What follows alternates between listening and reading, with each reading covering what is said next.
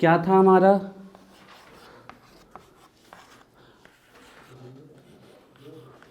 आवाज़ नहीं, बिल्कुल आवाज़ नहीं चाहिए। क्या हुआ, बंद हो गई? फिर अभी अब आ गया होगा अभी। सही तो है बेटा? अब ठीक, चलो अभी सही है। लाइटिंग बेटा अपने यहाँ पर ऐसी है ना, इसलिए इससे ज़्यादा नहीं आता।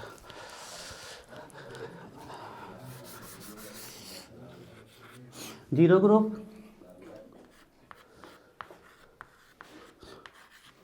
Inert gases, noble gases. आपको पता है ये क्वेश्चंस रखे मिलते हैं क्लास 12th में, बिल्कुल आपके बहुत बार पूछे गए हैं।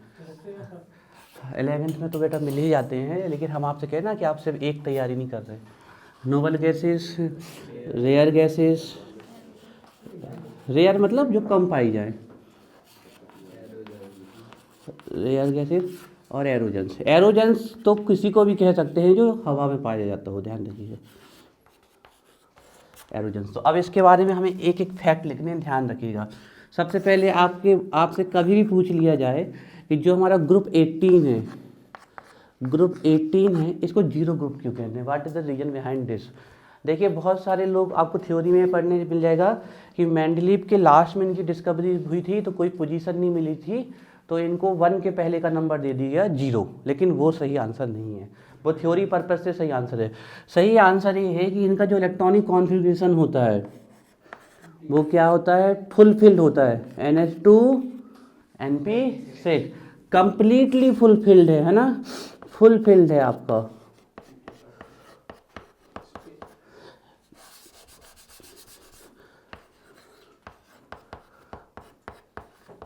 फुली फिल्ड है आपका, पूरी तरीके से भरा हुआ है।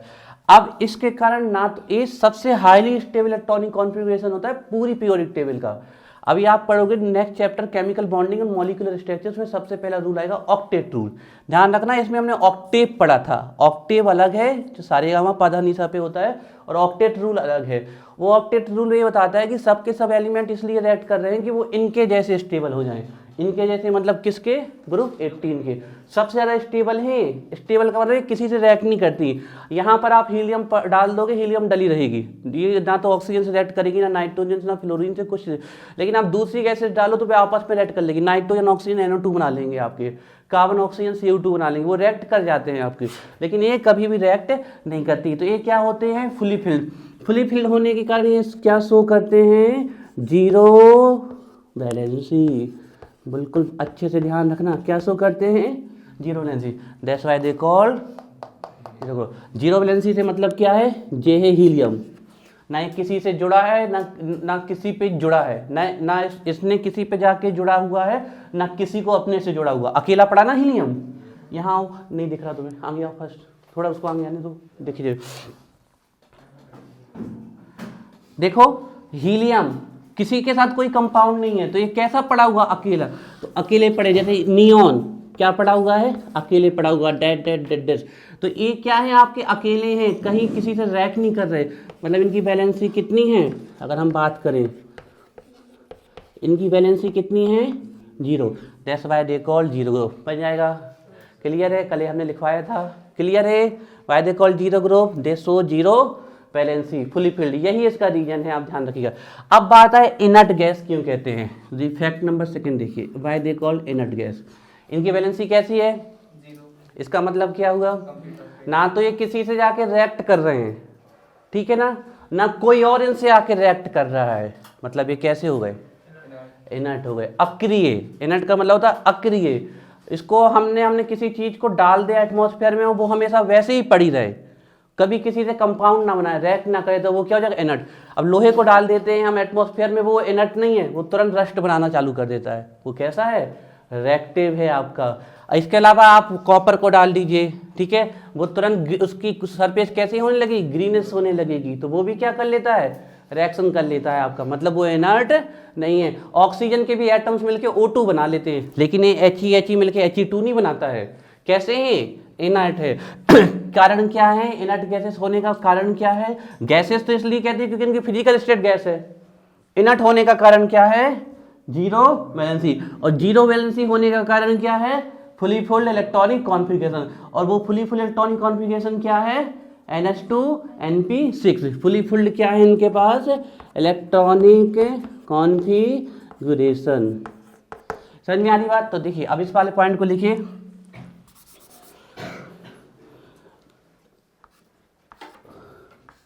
Do not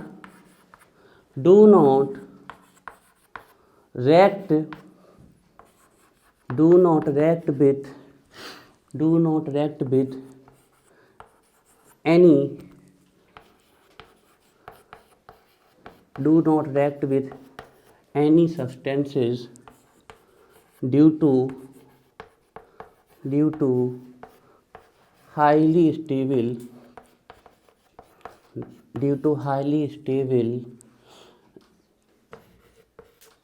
NH2 NP6 electronic configuration.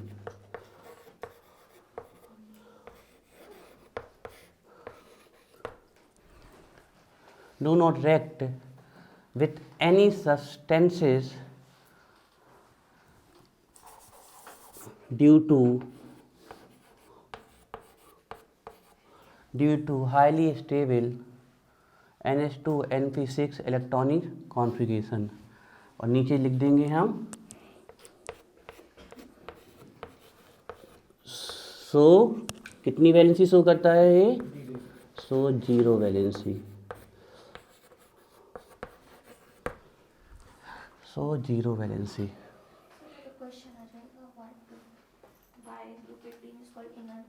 Serious हाँ आंसर ये हाँ दोनों का बिल्कुल सेम आंसर है। इन दोनों इसका आंसर थोड़ा चेंज है।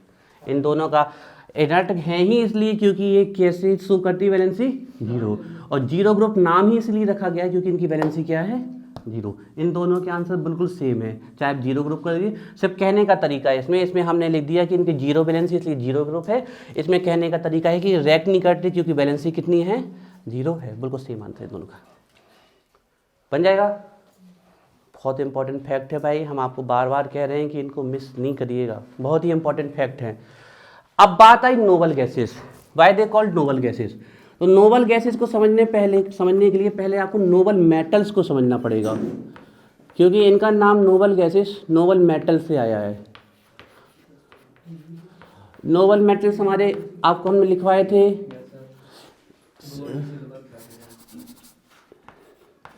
AU AG and PT platinum. AU AG and platinum ये हमारे क्या हैं? Noble metals. अब इनको नोबल मेटल्स क्यों कहा जाता है? आयरन को नोबल मेटल्स क्यों नहीं कहते हैं? Why iron not called noble metals? Why aluminium does not called noble metals? Why copper does not called noble metals? ठीक है ना। Why uranium does not called noble metals? इन्हीं को नोबल मेटल्स क्यों कहते हैं? मेटल तो दूसरे भी हैं, पीरियोडिक टेबल में 80% तो मेटल हैं पूरे आपके, मुश्किल 10-12% नॉन मेटल है, कुछ सेमी मेटल्स हैं आपके। तो इन्हीं को नोबल मेटल्स किया। नोबल मतलब कुछ तो इनके पास ऐसी चीज़ है जिससे नोबल स्टेट में है, आदर्श स्टेट में है। तो सबसे बड़ी बात है ये मेटल आपके इतने प्रीसियस क्यों हैं, क्यों इतने कॉस्टली मिलते हैं? सब इनका कारण है कि ये अर्थ में इंडिपेंडेंट स्टेट में एग्जिस्ट करते हैं। इंडिपेंडेंट मतलब अकेले एग्जिस्ट करते हैं आपके, जबकि आयरन अकेले एग्जिस्ट नहीं करता है। आयरन किससे निकाला जाता है? हेमेटाइट से, Fe2O3, this is the formula of hematite. Aluminium किससे निकाला जाता है? बॉक्साइट से निकाला जाता है, Al2O3 × 2H2। आ रही बात समझ में? तो ये नोबल नहीं है क्योंकि ये ओर्स के फॉर्म में एग्जिस्ट करते हैं। लेकिन ये मेटल्स नोबल्स कहलाते हैं क्योंकि ये किस फॉर्म में एग्जिस्ट करते हैं, इंडिपेंडेंट। दूसरी बात, इनकी रिएक्टिविटी बहुत कम है, बहुत ही कम है। आपको पता हो गोल्ड पे एसिड तक का फर्क नहीं पड़ता है, इसलिए इतना कॉस्टली है। लोहे पे एसिड डालो गल जाएगा, खत्म हो जाएगा, ठीक है। लेकिन गोल्ड पे, प्लेटिनम पे, इन पे एसिड डाल दोगे खराब नहीं होते। एक ही ऐसा एसिड है जो इनको घोल सकता है अपने में, वो है aqua regia. Aqua regia mixture होता है HCl प्लस HNO3 जो हमारे सोना चांदी वाले जो होते हैं सोना लोग, है ना, वो जब भी गोल्ड का पेस्ट बनाते हैं ना तो वो एक्वा रेजिया में ही बनाते हैं। बहुत ज़्यादा रिएक्टिव होता है और कोरेसिव भी है, स्किन पे टच होगा तो नुकसान दे सकता है।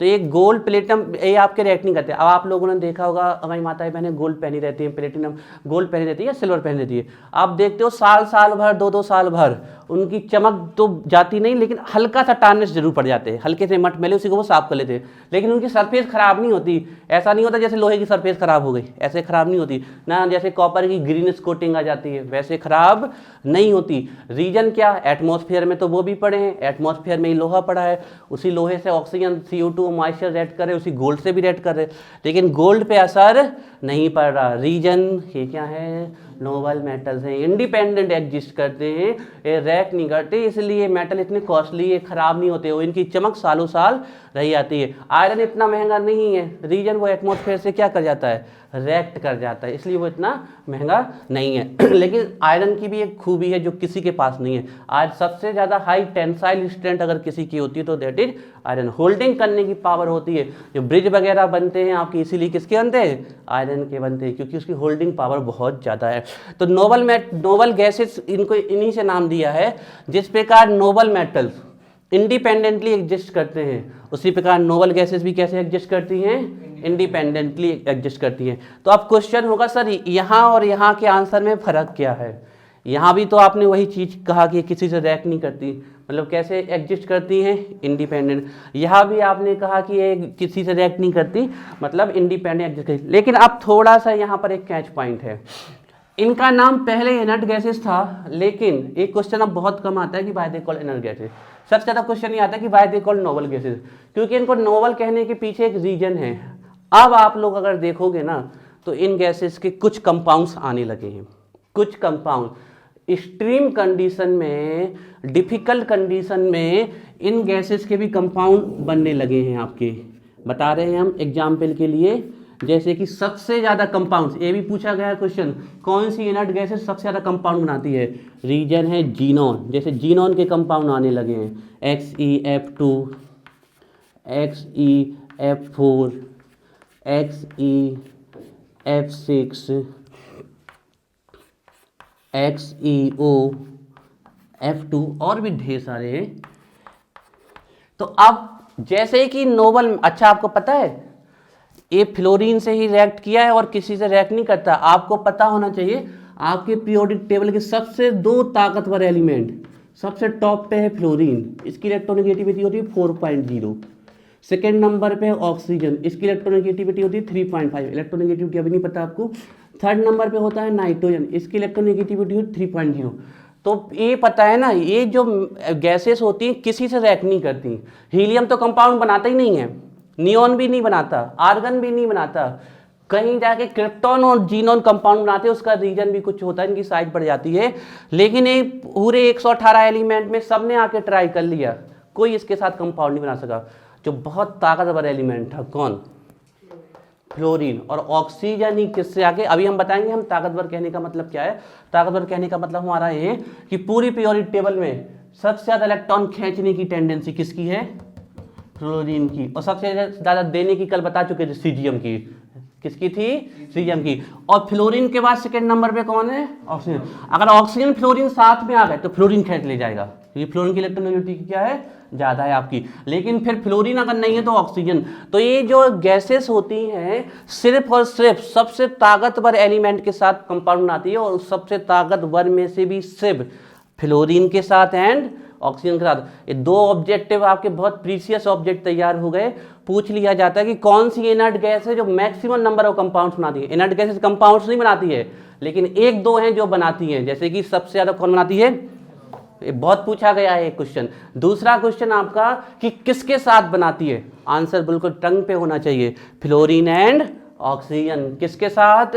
Fluorine and oxygen. अब इनकी पता है ये खासियत क्या है? ये खासियत बिल्कुल नोबल मेटल के जैसे है, जैसे कि ये मेटल्स किसी के साथ रिएक्ट नहीं करते, बस एक दो ताकतवर एलिमेंट के साथ। इनर्ट कहने का मतलब था कि बिल्कुल रिएक्ट ही नहीं करते, इनर्ट कहने का मतलब था बिल्कुल रिएक्ट नहीं करते, लेकिन बाद में देखा गया कि नहीं ये रिएक्ट करते हैं, लेकिन सभी नहीं। हीलियम कोई भी कंपाउंड नहीं बनाता, नियोन कोई भी नहीं बनाता, आर्गन नहीं बनाता, कहीं जाके क्रिप्टॉन और जीनोन थोड़े से कंपाउंड बनाते हैं, और सबसे ज्यादा कौन बनाता है? जीनोन। तो इनमें देखा गया कि अरे इनर्ट तो अब इनको कह नहीं सकते, इनर्ट कहने का मतलब क्या था? रिएक्ट ही नहीं करते।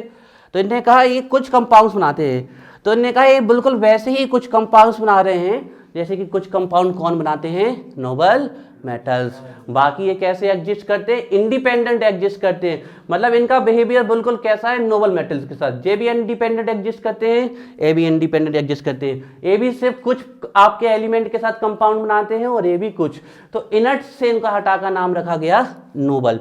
नोबल रखने का पीछे इनका रीजन ये है, सबसे पहला रीजन ये है कि इंडिपेंडेंट एग्जिस्ट करते हैं, और दूसरा रीजन ये है कि इनकी रिएक्टिविटी अब इनर्ट नहीं है, थोड़ी सी है, जैसे कि किनकी होती है? नोबल मेटल्स की। बात समझ में आ रही है? इनर्ट कहना सही नहीं, अब इनका नाम इनर्ट नहीं चलता है, क्वेश्चन भले ही आ जाए लेकिन अब इनका नाम इनर्ट नहीं चलता है। इनर्ट तो तब कहते हैं जब रिएक्ट ना करती, कंपाउंड आ चुके हैं तो रिएक्ट कर रही हैं, अब इनको नोबल गैसेस कहा जाता है। इनका सबसे फेमस नाम यही है आज की, सॉरी यहाँ पर इनका सबसे फेमस नाम नोबल गैसेस ही है जो अब चल रहा है। तो नोबल गैसेस क्यों कहा जाता है? तो पहले एग्जाम्पल लिख लेना और फिर इसके नीचे हम रीजन लिख देते हैं, ठीक है ना?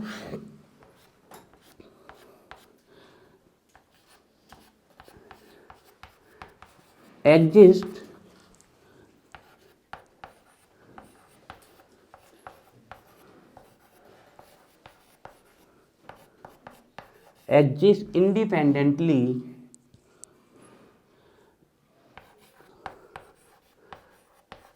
just like similar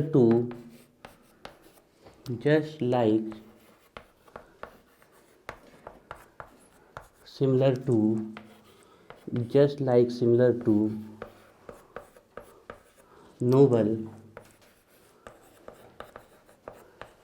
metals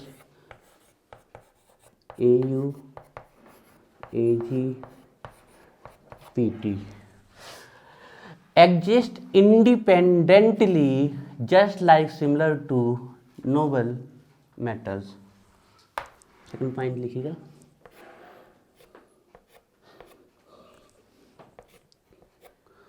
form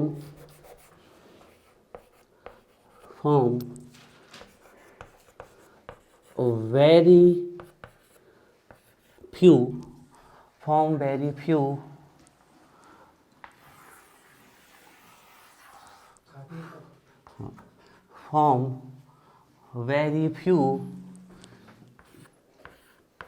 compounds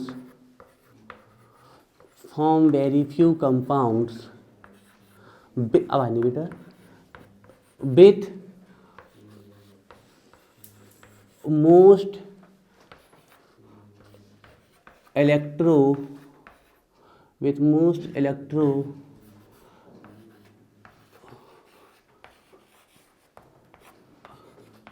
negative, अरे क्यों आवाज आ रही है? क्या हो गया? अच्छा, एग्जिस्ट इंडिपेंडेंटली सबसे बेहतरीन आंसर है ये, एक लाइन पूरा आंसर कवर कर जाती है। ध्यान रखिएगा इसको, क्यों इनका बिहेवियर कैसा है? नोबल मेटल्स की तरह है। तो इनको क्या कहते हैं? नोबल गैसेस, क्योंकि ये मेटल तो है नहीं, नॉन मेटल है, और इनकी फिजिकल स्टेट क्या है? गैसियस है ना। एग्जिस्ट, इस लाइन को बहुत अच्छे से याद कर लेना है, और आपसे हम बार बार कह रहे हैं आप 11th की स्टडी अच्छे से कर जाइए, और फिर आप देखना कितना बेनिफिट होगा आपको आगे, जितने भी आप कॉम्पिटिटिव एग्जाम देंगे, चाहे वो नीट का देंगे चाहे 12th का देंगे। मतलब हम यहीं से कह सकते हैं कि आप बहुत आगे बढ़ जाओगे। Exist independently just like similar to noble metals. फिर उसका दूसरा पॉइंट है form very few compounds with most electronegative elements, और लिखना है उनका नाम ऑक्सीजन एंड फ्लोरीन। और किसी में हिम्मत नहीं है कि इनसे आके रिएक्ट कर जाए, और किसी में हिम्मत नहीं है कि इनसे आके रिएक्ट कर जाए। ध्यान रखिएगा, सिर्फ यही 2 एलिमेंट है। तो अब आप सोच सकते हो 118 एलिमेंट में से इनको निकाल दे, उसके बाद इतने सारे एलिमेंट में से सिर्फ 2 ऐसे एलिमेंट आए जो इनसे क्या कर सकते हैं, रिएक्ट कर सकते हैं, और वो भी सबसे नहीं कर सकते, हीलियम से नहीं कर सकते, नियॉन से नहीं कर सकते, आर्गन से नहीं कर, सिर्फ किससे करते, क्रिप्टॉन एंड जीनॉन से। और सबसे ज़्यादा इसका रीजन ये होता है कि इनकी साइज बढ़ती जाती है, तो इलेक्ट्रॉन की डिस्टेंस बढ़ती जाती है। वो अभी हम इनको समझाएंगे आपको, परेशान मत होइए बाद में। इलेक्ट्रोनेगेटिविटी मतलब होता है कि अगर बॉन्डेड एटम है, बॉन्डेड एटम है, तो अगर किसी एक एटम की इलेक्ट्रॉन को अपनी तरफ अट्रैक्ट करने की टेंडेंसी ज़्यादा है, तो उस पर कौन सा चार्ज आएगा, नेगेटिव। तो इलेक्ट्रॉन को इसने अपनी तरफ अट्रैक्ट किया तो इस पर कौन सा चार्ज आया, नेगेटिव। तो इसको इलेक्ट्रॉन को अट्रैक्ट करने पर नेगेटिव चार्ज आया तो इसको बोलते हैं इलेक्ट्रोनेगेटिविटी, आप वो इलेक्ट्रोपॉजिटिव। ठीक है, हालांकि इलेक्ट्रोनेगेटिव का मीन्स इतना कम नहीं होता, बहुत डिटेल से आपके भी चैप्टर में इलेक्ट्रोनेगेटिविटी, इलेक्ट्रॉन एफिनिटी या उसी को बोलते हैं इलेक्ट्रॉन गेन एंथैल्पी और आयोनाइजेशन एनर्जी, बहुत डिटेल से है। और जब भी आप इनऑर्गेनिक केमिस्ट्री पढ़ोगे, ये 3 तो आने ही आने हैं आपके हर टॉपिक्स में। आप ये मत समझिएगा कि आप एक चैप्टर पढ़ रहे हैं, गलत है, ये आप कॉन्सेप्ट पढ़ रहे हैं इनऑर्गेनिक केमिस्ट्री का। कभी भी आप इनऑर्गेनिक केमिस्ट्री टच करोगे, एस ब्लॉक करोगे टच, पी ब्लॉक करोगे टच, डी ब्लॉक करोगे टच, एफ ब्लॉक करोगे, ये सब कॉन्सेप्ट उतर के आ जाने हैं वापस, पूरे यहीं से आंसर बनते हैं आपके, ध्यान रखिए। तो इसको बहुत अच्छे से पढ़ना जरूरी है। रेयर गैसेस का आंसर लिखने का जरूरत नहीं है, बहुत किस में पाई जाती है, इन लीस्ट अमाउंट, है ना, found found found in least amount, found in least, least का मतलब समझ रहे हो, सबसे कम, found in least amount, found in least amount in air. ठीक है ना, लीस्ट अमाउंट में एयर में पाई जाती हैं, that's why called rare gases. ये बेटा इनकी इलेक्ट्रोनेगेटिविटी होती है, ये इनको दिया गया है टेबल्स, जो आपकी अरे कौन से साइंटिस्ट हैं उनकी साइंटिस्ट की टेबल है, उनमें इनकी इलेक्ट्रोनेगेटिविटी की वैल्यू आई है आपकी स्केल में। एक स्केल होती है आपकी, अभी हम बता रहे हैं, नाम दिमाग से निकल गया, स्केल होती है, उसमें आपकी वैल्यू दी गई है। अभी तो इसको मत जाओ, इसमें आने वाला है ना टॉपिक, बहुत डिटेल से आने वाला है, परेशान मत हो। ठीक है ना, एरोजेंस का सीधा मतलब है किस में पाई जाती हैं, एयर में, फाउंड इन। ठीक है, तो देखो यहाँ से सबसे ज़्यादा जो क्वेश्चन बनने वाला है, एक तो सब पढ़ने हैं लेकिन हम हाईलाइट इसलिए कर देते हैं, ध्यान दें। एक तो जीरो ग्रुप क्यों कहते हैं, दूसरा नोबल गैसेस क्यों कहते हैं, ये बहुत इंपॉर्टेंट क्वेश्चन है, सॉरी। अब हम आगे चल रहे हैं। ठीक है, कल हमने आपको रिप्रेजेंटेटिव एलिमेंट्स बता दिए, टिपिकल एलिमेंट्स बता दिए, याद रखना है ना। आप लोगों से हम उम्मीद करते हैं कि इन फैक्ट्स को आप याद रखें।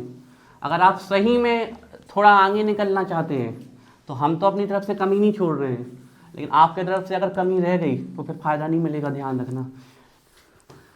अगर आप चाहते हैं कि आप आगे निकल जाएं थोड़ा सा, तो फिर आपको जो हम बता रहे हैं वो चीज़ें बिल्कुल एक एक पढ़नी पड़ेगी, है ना। चलिए, अब हमने आपको रिप्रेजेंटेटिव बता दिए, टिपिकल एलिमेंट्स बता दिए और इनर्ट गैसेस के बारे में बता दिया। अब हम थोड़ा सा आपको ये बता दें, ठीक है ना, कि ट्रांजिशन एलिमेंट्स कैसे कहते हैं। ठीक है, हेडिंग डालिए, ट्रांजिशन एलिमेंट्स। 6 नंबर आ गया ना, 6 नंबर।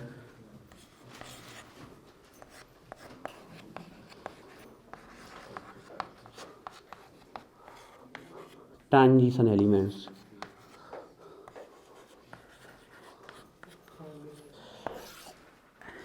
आप लोग समझते होंगे कि जो डी ब्लॉक के एलिमेंट्स हैं वो हमारे कौन से एलिमेंट्स हैं, ट्रांजिशन एलिमेंट। सही भी हो गलत भी हो, ठीक है, सही भी हो गलत भी हो, क्योंकि डी ब्लॉक के सभी एलिमेंट ट्रांजिशन एलिमेंट्स नहीं है। 90% तो ट्रांजिशन है, लेकिन 3 एलिमेंट होते हैं डी ब्लॉक के जो ट्रांजिशन एलिमेंट नहीं होते हैं, जिंक, कैडमियम एंड मरकरी। हमने आपको बताया था ट्रिक जिनी कनाडा होगा, जिसकी ट्रिक है याद करने की, जिनी कनाडा होगा, जिसकी ट्रिक है। अब ये डी ब्लॉक के एलिमेंट्स तो हैं। अच्छा, डी ब्लॉक एलिमेंट्स के लिए क्या क्या क्राइटेरिया चाहिए, किसी को उस ब्लॉक का होने के लिए क्या क्राइटेरिया। हमने कहा एलिमेंट एस ब्लॉक का है, दूसरा पी का है, तीसरा डी का है, चौथा एफ का है, तो इसके लिए क्राइटेरिया क्या है, सीधी बात है, लास्ट इलेक्ट्रॉन जिसमें जाएगा, लास्ट इलेक्ट्रॉन अगर एस में जा रहा है एस ब्लॉक, पी में जा रहा है पी। आपके सामने किसी ने लिख दिया एटॉमिक नंबर 33, बताओ किस ब्लॉक का? इलेक्ट्रॉनिक कॉन्फ़िगरेशन बना लेना, लास्ट देखना किस में जा रहा है, जिसमें जाएगा वो उस ब्लॉक का हो जाएगा। तो डी, अब हमने कहा कोई एस ब्लॉक का होने के लिए उसकी सिर्फ एक कंडीशन है, उसका लास्ट इलेक्ट्रॉन किस में जाए? एस में, ठीक है ना। हमें ये नहीं करें कि पहले के एस में जा रहे कि पी में, उससे कोई मतलब, लास्ट चेक करना है कहाँ जा रहा है। किसी को पी ब्लॉक का एलिमेंट्स होने के लिए लास्ट इलेक्ट्रॉन पी में, डी का होने के लिए लास्ट इलेक्ट्रॉन डी में, एफ का होने के लिए लास्ट इलेक्ट्रॉन एफ में। तो इनको डी ब्लॉक एलिमेंट्स तो कहते हैं क्योंकि इनका लास्ट इलेक्ट्रॉन कहाँ जाता है? डी में। लेकिन इनको ट्रांजिशन एलिमेंट्स नहीं कहते हैं क्योंकि ट्रांजिशन एलिमेंट के लिए अलग कंडीशन है। ट्रांजिशन एलिमेंट्स सिर्फ उन्हीं डी ब्लॉक के एलिमेंट्स को कहा जाता है जो ट्रांजिशन शो करते हैं। अब ट्रांजिशन के लिए सबसे बड़ी कंडीशन है कि इलेक्ट्रॉन कैसे होने चाहिए? आपके अनपेयर्ड होने चाहिए, पेयर्ड नहीं होने चाहिए। अब आप लोग देखिए, जैसे हम पहली सीरीज लिख दे, स्कैंडियम लिख दे, इसका एटॉमिक नंबर कितना है? 21। फिर scandium, titanium, beryllium, chromium, manganese, iron, cobalt, निकल, कॉपर, जिंक, इसका कितना है? 30। तो इसका एटॉमिक नंबर आपका स्कैंडियम का 21 है। आप देखना इसके लास्ट में 3d1 आता है, 3d1, फिर 21 से 30 तक गए हम, तो पक्का इसका कितना आने वाला है? 3d10, 3d1, 3d2, 3, 4, 5, यहाँ से यहाँ तक 10 एलिमेंट चल गए ना हम, तो 1 से कितना हो जाएगा? 10। तो इसका इलेक्ट्रॉनिक कॉन्फ़िगरेशन कैसा हो गया? फुलफिल्ड। इसी के नीचे अगर हम दूसरा देख लें, तो यार जरा नमाना मुझे टिंकू रूबी रोहित पढ़ना आज CD से, है ना। तो इसमें क्या आ जाने वाला है? 4d10। तो इनके लास्ट के इलेक्ट्रॉनिक कॉन्फ़िगरेशन कैसे हो जाते हैं? फुलफिल्ड। और डी ट्रांजिशन होने के लिए ये कंडीशन है 1 to 9, क्योंकि इसी कंडीशन में अनपेयर्ड रह सकते हैं ना। चेक करें, 1 2 3 4 5, 1 में अनपेयर्ड है, 2 में भी अनपेयर्ड है, 3 में भी है, 4 में भी है, 5 में भी है, 6 में भी है, 7 में भी है, 8 में भी है, 9 में भी एक बचा है, लेकिन 10 में फुली फिल्ड हो गया। तो ट्रांजिशन के लिए मस्ट फुलफिल कंडीशन क्या है कि इलेक्ट्रॉनों के कम से कम एकाध अनपेयर्ड इलेक्ट्रॉन का होना जरूरी है। तो इनका इलेक्ट्रॉन डी में तो जाता है, तो इसमें तो कोई शक नहीं है कि डी ब्लॉक एलिमेंट है। डी ब्लॉक के तो है ही, जब तो उनको डी ब्लॉक में रखा गया। क्यों? लास्ट में डी में तो गया जिंक का, बना के देख लो चाहे आप। एटॉमिक नंबर जिंक का क्या?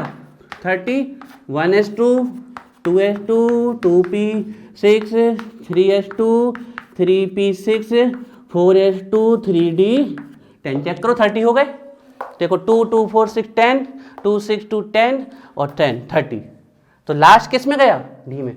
तो ट्रांजिशन तो सॉरी डी ब्लॉक के तो हो गए, लेकिन क्या आ गया?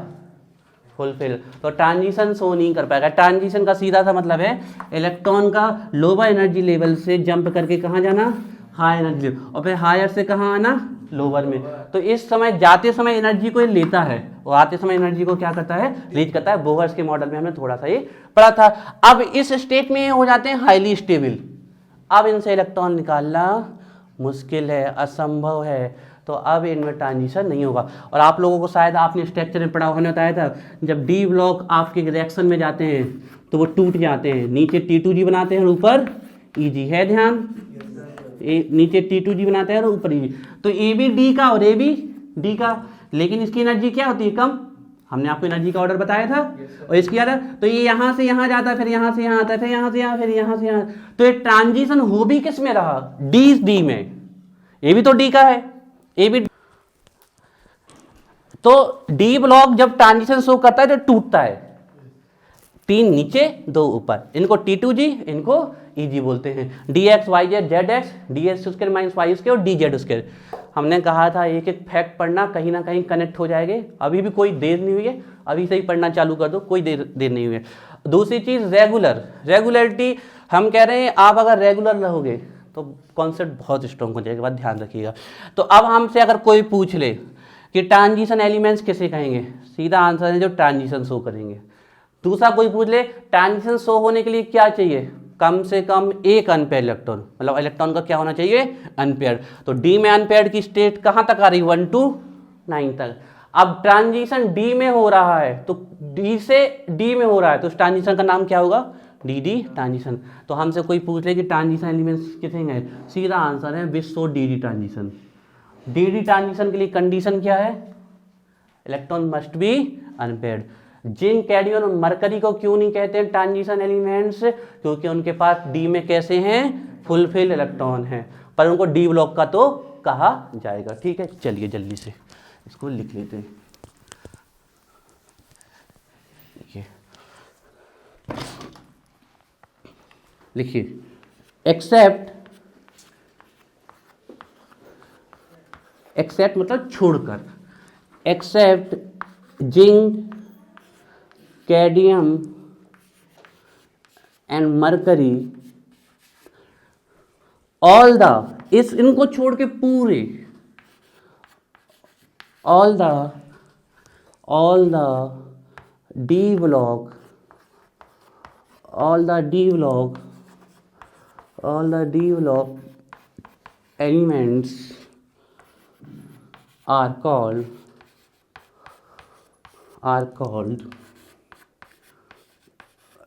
transition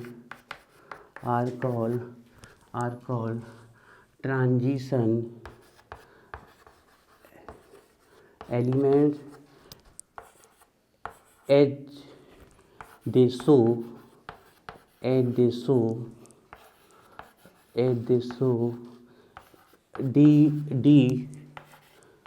transition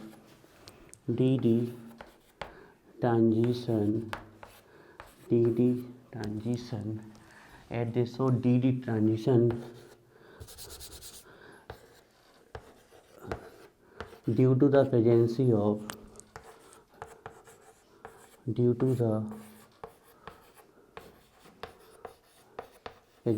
of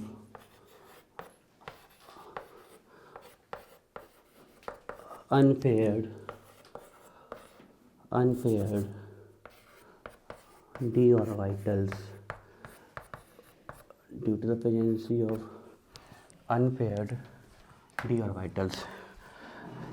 तो देखिए, फॉर डी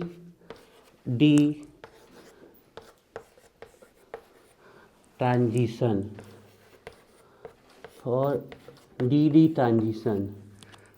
डी कहाँ से कहाँ होना चाहिए, 1 to 9, नोट करिए। ये भी पूछ लिया गया है आपके एग्जाम में कि डी ट्रांजिशन कहाँ से कहाँ तक के इलेक्ट्रॉनिक कॉन्फ़िगरेशन वाले एलिमेंट शो करेंगे, जिसके पास डी में कहाँ से कहाँ तक होगा, 1 to 9। ठीक है, उसी के नीचे लिखिए ZN CD and HD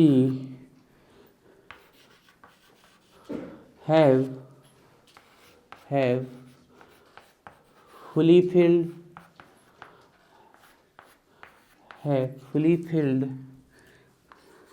d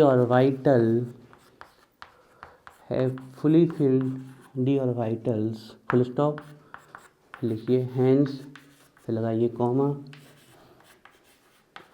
they do not show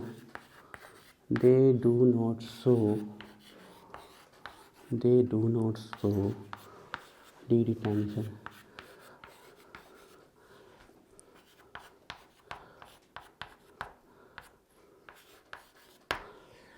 अब ये जो आंसर आपके सामने लिखा हुआ है, एक क्वेश्चन कितने बार आपके एग्जाम में आ चुका है, हमारे पास इसकी काउंटिंग नहीं है, कई बार आ चुका है, मैनी टाइम्स ये आंसर। तो जिंक, कैडमियम, मरकरी के पास कौन से डी ऑर्बिटल्स होते हैं, पूरे भरे हुए, तो उन डी ट्रांजिशन तो शो नहीं कर पाएंगे, इसलिए उनको हम, वो डी ट्रांजिशन शो नहीं करते, इसलिए हम उनको क्या बोलते हैं, इसीलिए हम उनको क्या नहीं बोलते हैं, ट्रांजिशन एलिमेंट्स। ये आंसर बिल्कुल बनना चाहिए, घर में जाके अच्छे से पढ़ लीजिएगा 2-3 बार इसको, जिससे बिल्कुल दिमाग में फिट हो जाए, बन जाएगा। क्लियर है? चलिए हम थोड़ा सा आपकी हिंट के लिए यहाँ पर, हाँ ठीक है, हम थोड़ा सा आपकी हिंट के लिए लिख देते हैं कि आपको पता रहे। जिंक के पास होता है 3D10, होने कितने चाहिए थे, बिटवीन 1 to 9 या 1 और 9। कैडमियम के पास होता है 4D10 एंड मरकरी के पास होता है 5D10। आप लोगों का ध्यान हो तो ये जो जिंक वाली स्कैंडियम वाली सीरीज थी, उसका लास्ट एलिमेंट है जिंक, इट्रियम वाली का लास्ट एलिमेंट क्या है ये, और लेंथेनम वाली का लास्ट एलिमेंट। और आपने देखा होगा इसको हम बोलते थे 3D सीरीज, इसी इसके लास्ट में क्या आते हैं 3d10। इसको हम कौन सी सीरीज बोलते थे? 4d। अभी पीरियोडिक टेबल में लिखा होगा, आप लोग पलटा के देख सकते हो, हमने लिखा था इसको फर्स्ट ट्रांजिशन सीरीज और साथ में लिखा था 3d सीरीज, इसको सेकंड ट्रांजिशन सीरीज और साथ में लिखा था 4d सीरीज, इसको लिखा था आपकी थर्ड ट्रांजिशन सीरीज और साथ में लिखा था आपके इसके 3d 4d 5d। ये लिखा हुआ है साइड में, देखो ये लिखा ना दिखाओ कहाँ है पीरियोडिक टेबल? तुमने नहीं लिखा? लिखा है। ये ढूंढा कहाँ लिखा? ये लिखा हुआ है, ये आपकी स्कैंडियम वाली फर्स्ट ट्रांजिशन सीरीज या 3d series, second transition series या 4d series, fifth transition series या 5d सीरीज। लिखा हुआ है ना? नहीं लिखा तुमने? ये लिखा हुआ है, देखो अपना ही नहीं पढ़ पा रहे हो। फर्स्ट ट्रांजिशन सीरीज या क्या बोलते हैं? 3d series. इसको देखो सेकेंड ट्रांजिशन सीरीज या 4d सीरीज, इसको आपकी एक थर्ड ट्रांजिशन सीरीज या फिर 5d सीरीज, इसको 6d सीरीज। सर चलो ठीक है, नहीं भी लिखा तो लिखो लिखो लिखो लिखो जल्दी लिखो। लिख लिया? जिनी कनाडा होगा 3d 4d 5d। हो गया ना? रब करें अब? चलो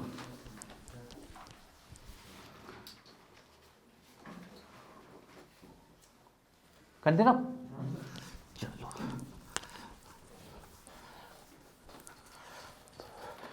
अब फाइनली हमें एक और पता चाहिए, लास्ट हमें एक और पता हो, ये इनर ट्रांजिशन एलिमेंट्स क्या हो गए?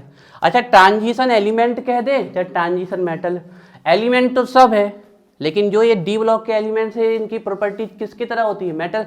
प्रॉपर्टी क्या मेटल्स की तरह होती है? मेटल ही है। जो डी ब्लॉक के एलिमेंट्स है वो मेटल है, तो उनको हम ट्रांजिशन मेटल ही बोल सकते हैं, ट्रांजिशन एलिमेंट ही बोल सकते हैं, ध्यान रखिएगा। ठीक है, अब डालिए हेडिंग जल्दी से, फैक्ट नंबर 7 डालिए, इनर ट्रांजिशन एलिमेंट्स। इनर नहीं बेटा, इनर, अंदर अंदर, इनर ट्रांजिशन एलिमेंट। अब इसमें कोई एक्सेप्शन नहीं है। इनर ट्रांजिशन एलिमेंट्स कौन से एलिमेंट कहलाते हैं? Inner transition elements F block के, इसमें कोई एक्सेप्शन नहीं है। पूरे ही पूरे एफ ब्लॉक के एलिमेंट्स कैसे हैं? इनर ट्रांजिशन एलिमेंट्स हैं एफ ब्लॉक। लेकिन डी ब्लॉक के पूरे नहीं है, 3 नहीं है। पता चल गया वो 3 कौन नहीं है? जिनी कनाडा होगा, ध्यान रखिएगा। F block elements inner transition elements कहते हैं। इसका बढ़िया सा आंसर देते हैं हम आपको, बेहतरीन answer. Inner transition elements, F block elements. अच्छा सबसे पहले यहाँ देखो बड़े ध्यान से, हम सबसे पहले क्या करते हैं, डी ब्लॉक के लिए इलेक्ट्रॉनिक कॉन्फ़िगरेशन देख लेते हैं। डी ब्लॉक के लिए है ना, हो जाएंगे याद है, कोई टिपिकल नहीं है, हम बताएंगे। डी ब्लॉक के लिए इलेक्ट्रॉनिक कॉन्फ़िगरेशन देख लें हम, है ना। डी ब्लॉक के लिए electronic configuration for D block. तो देखिए जो आउटर मोस्ट सेल होगी डी हमेशा उससे क्या होगी? एक कम होगी, यही बताया था हमने। आउटर मोस्ट से एक कम होती है डी की। थोड़ा थोड़ा तो पकड़ते चलो भाई, पूरा नहीं तो थोड़ा तो पकड़ना ही है। आपको हम बता चुके थे उस दिन कि जो आउटर मोस्ट होगी उसकी डी हमेशा क्या होगी? उससे एक कम होगी। चेक कर लेते हैं, लो इस डाउट को यहीं खत्म करते हैं। स्कैंडियम एटॉमिक नंबर 21 बनाना चालू करते हैं। 1s2 2s2 2p6। इसकी प्रैक्टिस कर रहे हो कि नहीं? घर में खाली बैठे बनाना चालू कर दिया करो, प्रैक्टिस करो। अपने मन से लिखा 40 नंबर का इलेक्ट्रॉनिक कॉन्फ़िगरेशन, अभी हम बताएंगे। फिर उसे आप इलेक्ट्रॉनिक कॉन्फ़िगरेशन लिख गए तो आप पीरियड ब्लॉक सब बता जाओगे। 3s2 3p6 4s2 3d1 हो गए 21। 2 4 6 10 2 6 2 10 और 1 21 हो गए 21। आप देखो देखो लास्ट इलेक्ट्रॉन किस में जा रहा है? That's white D block elements. लेकिन बाहर की सेल सबसे बड़ा नंबर होगी। सबसे बड़ा नंबर इसमें से कौन है? सबसे बड़ा नंबर कौन सा है? तो आउटर मोस्ट सेल कौन सी है? 4 नंबर की सेल है। बात समझ में आ रही है? आउटर मोस्ट सेल कौन सी है? 4 की है। और जो लास्ट इलेक्ट्रॉन किस में जा रहा है? डी में। अब आप ध्यान रखो लास्ट इलेक्ट्रॉन किस में जा रहा है? जिसकी एनर्जी ज्यादा होगी। किसके अकॉर्डिंग? अकॉर्डिंग टू अबाहु का अकॉर्डिंग बढ़ते ना। अब आप लोग चेक करो, जो एस का नंबर है डी का नंबर उससे एक कम होगा। चेक करो एस का नंबर कितना है 4, तो डी का कितना है 3, इसीलिए जो सेल एस होगी डी हमेशा उससे एक कम होगी, इसलिए हम लिखते हैं डी एन माइनस 1 होगा। आ रही बात समझ में? अब 20 नंबर का होता, 22 नंबर का होता तो इसमें एक इलेक्ट्रॉन और भर देते, भरते जाते ना। 22 का होता तो अब इसी में जाता इलेक्ट्रॉन जब तक भरना जाता, छोड़ते नहीं। तो डी में कहां से कहां तक जाएंगे, 1 से 10 तक जाते हैं। अब आपको ये याद हो क्रोमियम एंड कॉपर में एक्सेप्शन था, क्रोमियम में एस में 1 आ जाता था और कॉपर में भी एस में 1, तो या तो एस में 1 होता है या फिर 2 होता है। एक्चुअली में एक दो जगह ऐसी हैं जहां एस में 0 भी होता है आपके, लेकिन वो हम इसलिए लिखा रहे ताकि क्योंकि आपके स्कूल लेवल में बताया नहीं, ऐसा नहीं कि आपके टीचर लोग गलत कर दे। इसमें आपका पैलेडियम एक ऐसा एलिमेंट है जिसके एस में 0 इलेक्ट्रॉन होते हैं, तो हम यहाँ चाहते तो NS012 भी लिख सकते थे हम, क्योंकि पैलेडियम के पास एस में, और पैलेडियम डी ब्लॉक का एलिमेंट्स है, लेकिन हम वो इसलिए नहीं लिख रहे क्योंकि आपके स्कूल लेवल पे फिर बताया नहीं जाता, दिक्कत में ना फंस जाओ आप लोग। इसलिए इसकी ट्रिक ये है याद करने के लिए, पढ़ाई में 0 ऐसी ट्रिक। तो पैलेडियम के पास कौन सा इलेक्ट्रॉनिक कॉन्फ़िगरेशन होता है, एस में 0, यही एक एलिमेंट है। तो ये देखिए, ये समझ में आया कि n-1 क्यों बोलते हैं इसको, ठीक है। चलिए, तो ये डी ब्लॉक का जनरल इलेक्ट्रॉनिक कॉन्फ़िगरेशन क्या हो गया, n-1 D 1 to 10 NS 1 to 2, ठीक है। और इस सेल को क्या बोलते हैं, what is the name of this cell, एक कम वाली जो सेल होती है इसका नाम बताया था, बोलो बोलिए ली, हेलो सब पेन पे आके अटक गए। पेनल्टीमेट सेल, इसको हम क्या बोलते हैं, पेनल्टीमेट सेल बोलते हैं, पेनल्टीमेट सेल बोलते हैं इसको, या पेनल्टीमेट सब सेल भी बोल सकते हो। पेनल्टीमेट सब सेल का मतलब समझ में आ गया आपको, आउटर मोस्ट से एक कम, less than 1 from outer most. सुनो पहले ध्यान से, तो डी का इलेक्ट्रॉन किस में या तो आप बोल दो n-1 डी, या फिर लिख दो पेनल्टीमेट, दोनों का ही मतलब सेम है, या बोल दो penultimate shell that is n-1 D. तो डी का इलेक्ट्रॉन इस प्रकार से भरते हैं। अब रुक जाओ, एफ की बात करते हैं ना, एफ ब्लॉक लिख लो जल्दी से, लिखते चलो थोड़ा थोड़ा। अब जो बच्चे रेगुलर है उनके तो दिमाग में बहुत तेजी से खटाक कर रही होंगी बातें, लेकिन जो इर्रेगुलर है उनके में कुछ क्लिक कर रही होंगी, कुछ उड़ रही होंगी, वो होना ही है ना, ध्यान रखिए। और हमने जो नियम बना दिए हैं अभी, वो नियम फिक्स है, ये ना सोचना कभी कि बच जाओगे, ध्यान रखना। प्रमोद, गलतफहमी मत रहना। सृजल,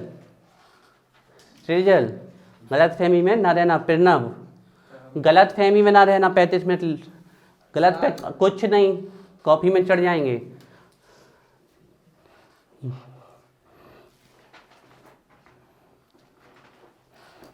एफ ब्लॉक एलिमेंट्स, देखो जल्दी से। तो एफ ब्लॉक एलिमेंट्स का सबसे पहले हम इलेक्ट्रॉनिक कॉन्फ़िगरेशन देख लेते हैं। इलेक्ट्रॉनिक कॉन्फ़िगरेशन एफ ब्लॉक का, तो देखिए एफ ब्लॉक में जो बाहर की होगी उससे कम क्या होता है, डी, लेकिन उससे 2 कम होता है एफ।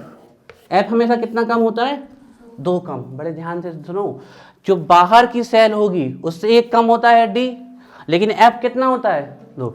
इस सेल का नाम अभी हमने ऊपर देखा, क्या नाम है इसका, पेनल्टीमेट सेल। इसका नाम होता है पेनल्टीमेट के अंदर की सेल। जे n-1 जा रहा, जे तो उसके भी अंदर जा रहा, n-2, मतलब अगर इसका 6s है तो इसका 5d होगा और इसका 4f होगा, 2 अंदर जा रहा ना, तो इसको बोलते हैं एंटी पेनल्टीमेट सेल। इसका नाम है anti penultimate shell, anti penultimate सब सेल भी लिख सकते हो या सेल भी लिख सकते हो, सेल और सब सेल।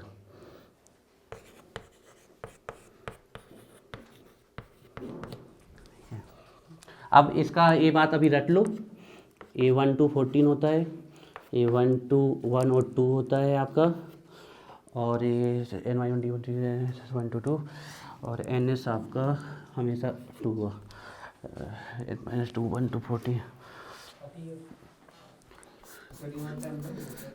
नहीं होता है, 0 to 1 होता है यहाँ पर। n-2 F 1 to 40, n-D 0 to 1 NS2। Exception बेटा, पूरा एक्सेप्शन से भरा हुआ ब्लॉक। इसके इलेक्ट्रॉनिक कॉन्फ़िगरेशन कभी नहीं आते, एक्सपेरिमेंट ही निकाले जाते हैं आपके। सिर्फ किसके आते हैं, एस के 0 to 1 होता है कि डी में या तो 0 रहता है या फिर 1 रहता है। वो एक्सपेरिमेंटली देखा गया है परिणाम, इनके इलेक्ट्रॉन जंप कर जाते हैं।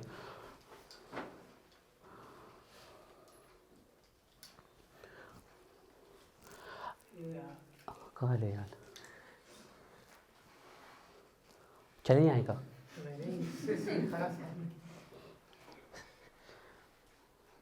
तुम ऐसे ही बात करता अपने सर से?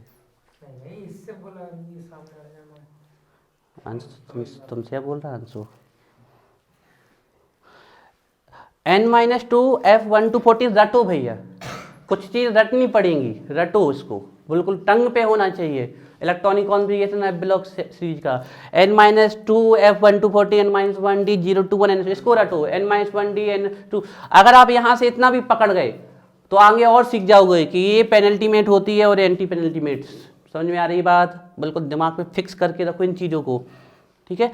अब देखो ध्यान से, जो ये n-d वाले थे इनको तो हम क्या बोलते थे? ट्रांजिशन एलिमेंट्स, ऊपर ही लिखा हुआ है। n-d वाले कहलाते थे ट्रांजिशन एलिमेंट्स, और ये तो ट्रांजिशन एलिमेंट के भी अंदर पाए जा रहे हैं, ये तो अंदर है ना। अगर ये n-1 है तो n-2 तो उसके और अंदर होगा। अगर ये मान लीजिए 6s है तो पक्का है 5d, तो ये 4f, तो ये तो इनके अंदर भी जा रहे हैं। तो इनको इनर ट्रांजिशन एलिमेंट होने का कारण क्या है कि इनका जो इलेक्ट्रॉनिक कॉन्फ़िगरेशन पाया जाता है वो किसके अंदर पाया जाता है?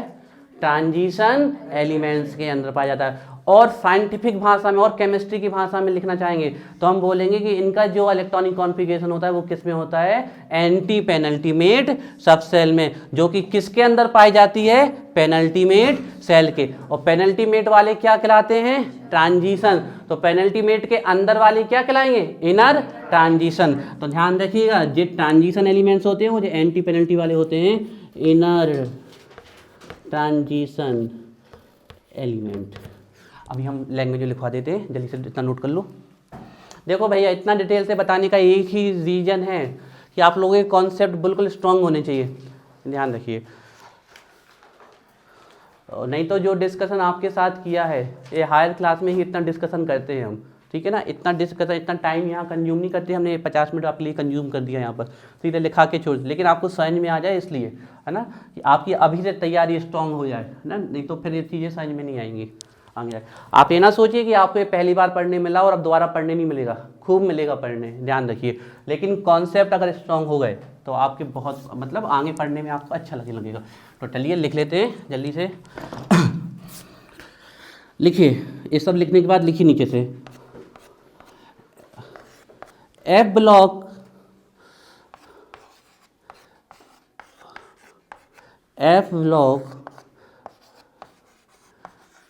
elements are also called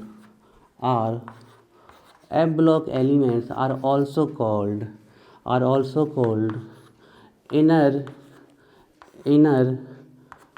transition, are also called inner F block elements, are also called inner transition elements, inner transition elements, as their last electron enters within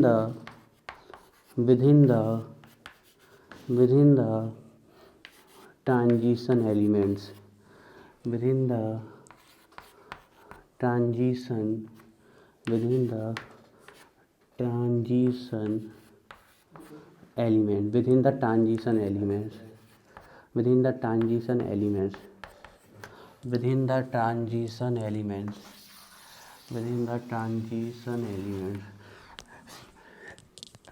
F block elements are also called inner transition elements as their last electron enters within the transition elements. और वो कहाँ से समझ में आ रहा है? यहाँ से, ये ट्रांजिशन तो ये इनर ट्रांजिशन। बात समझ में आ रही है? क्लियर है? चलिए, तो ये अब आपके समय, ये जितने भी इम्पोर्टेंट फीचर्स थे जितने आपको पता होने पता। अब हमें क्या होता है, थ्योरेटिकल पोर्शन इसका कवर करना है। वो है कि पूछ लिए जाते हैं characteristics of S block elements, P block element, D block element, F block. तो इसको हम जल्दी से फटाक से कवर करते हैं। फिर इसके बाद आपकी इनऑर्गेनिक केमिस्ट्री का दूसरा चरण चालू होने वाला है। वो है कि अब आपको पढ़नी है पीरियोडिसिटी। आपको ये पता करना है कि पीरियोडिक टेबल में कहाँ साइज बढ़ेगी, कहाँ घटेगी, और साइज का पता होना बहुत ज़रूरी है, क्योंकि जितने भी आपके टॉपिक हैं आगे के, जैसे electronegativity, electron gain enthalpy, ionization energy, metallic character, non metallic character, electropositive character, ये सब किससे रिलेटेड है, साइज से रिलेटेड है। एटॉमिक रेडियस पढ़ोगे आप, पीरियोडिसिटी के टॉपिक है, और एक एक टॉपिक इनऑर्गेनिक केमिस्ट्री की कमांड आपको स्ट्रॉन्ग करते जाएगा। अगर आपको इलेक्ट्रोनेगेटिविटी अच्छे से समझ में आ गई तो आपको पूरे एलिमेंट की इलेक्ट्रोनेगेटिविटी समझ में आ गई। कभी भी किसी की भी पूछ लेंगे आप लिख के आओगे, ये बात ध्यान रखिए। और बहुत तेजी, आप ये समझिए कि एक चैप्टर सब इनऑर्गेनिक केमिस्ट्री के कॉन्सेप्ट कवर कर लेता है जो आपके थ्योरेटिकल पूछे जाते हैं। जैसे आप अभी इसी साल आपके में रखा है S and P block elements, अब वो पढ़ोगे। क्लास 12th में आपके पी, डी और एंड एफ ब्लॉक एलिमेंट्स भी आ जाते हैं। तो अगर आपने ये चैप्टर नहीं पढ़ा और क्लास 12th में सीधे जाते आप, तो फिर वहाँ आप झंझना जाते, आपको समझ में नहीं आता ये हो क्या रहा है ना। तो ये बेसिक होना बहुत ज़रूरी है। तो अब आप डालिए हेडिंग, ये हमने आपको सब नाम बता दिए, typical elements, representative element, inert gas किसे कहते हैं, रेयर गैसेस किसे कहते हैं, सब हमने आपको बताने की कोशिश की है। ठीक है, डालिए हेडिंग अब।